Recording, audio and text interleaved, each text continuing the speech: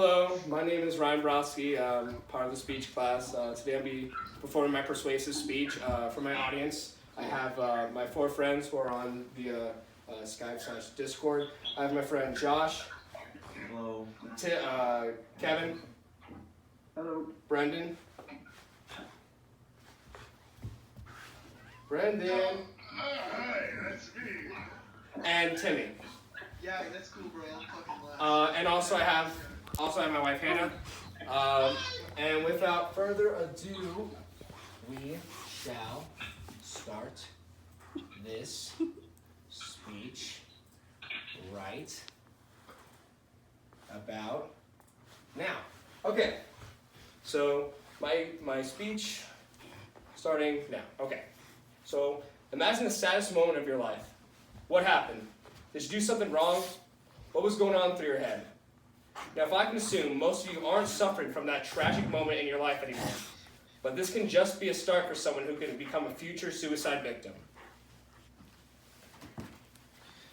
Picture yourself still feeling depressed, angry, and disappointed in yourself for that one sad moment in your life. And no matter what you said to friends, family, or even a therapist, they just brushed you off.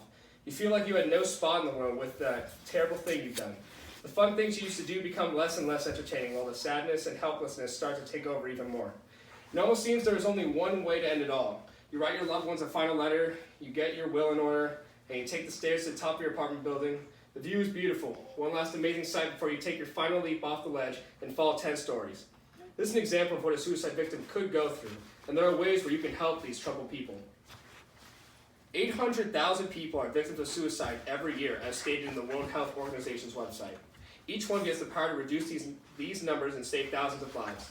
Today, I will talk about how suicide is a major problem, the correct route to take to end suicide, and imagine a world where suicide is a thing of the past. First, let's discuss how much of a problem suicide really is. So how is suicide a major problem? Well, from 1999 to 2014, there's been a 24% increase in suicide rates in the United States alone, also being the third leading cause of death for teenagers, as stated by the Huffington Post, September 8, 2017. 78% of suicides occur in low and middle income countries in 2015, according to the World Health Organization website.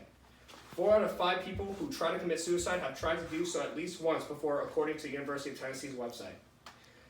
All these young adults who have their whole lives ahead of them, who most have loving families and a big support group, wiped off the face of the earth like they never existed. Not only teenagers commit suicide, but friends, neighbors, professors, mentors, you get the idea.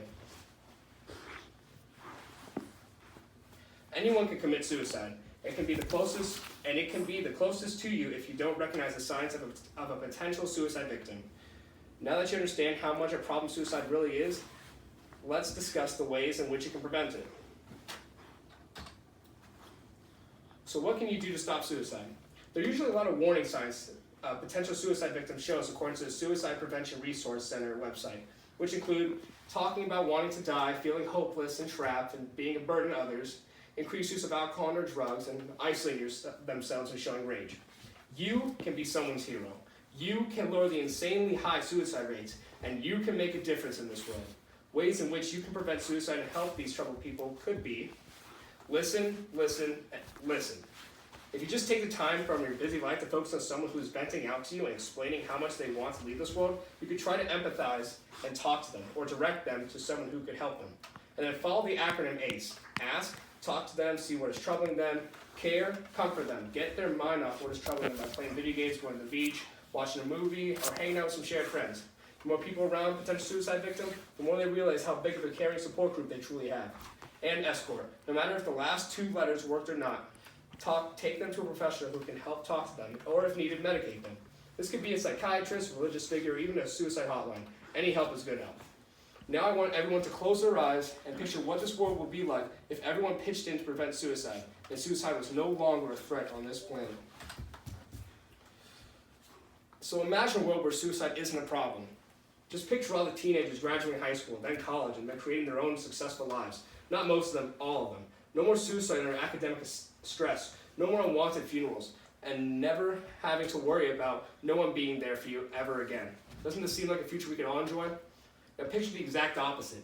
Imagine no loving support group, nobody listening to your cries for help. Suicide rates climbing even faster, now surpassing homicide, car accidents, and other cause of deaths. And being the number one leading cause of death in the United States. Your neighbor, gone. Your best friend, gone. Your own brother or sister, gone. Left and right, you see loved ones leaving this planet in the most unpleasant and unwanted way possible. Suicide. Don't be someone that encourages that future. Be the change somebody needs in their life. Hopefully, I've shed some light on how serious this problem is, and what we can do to stop it. Now let's summarize what we've discussed.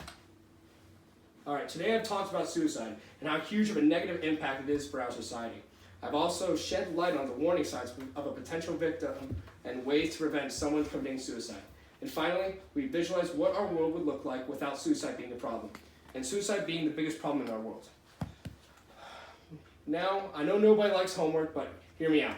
I want all of you to do something out of this presentation. I want you to keep your eyes peeled and your ears out for anyone showing any signs of wanting to commit suicide or even just having a rough day. Talk to them, use the 8th method, and do not let up until they know that they are wanted.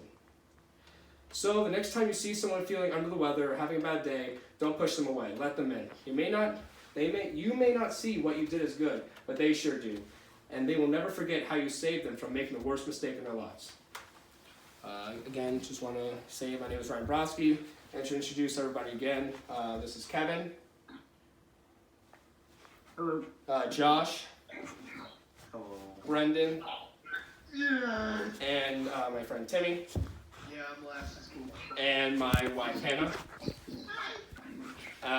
Again, thank you very much, all of you, for joining. And just want to conclude this. Thank you and have a wonderful day.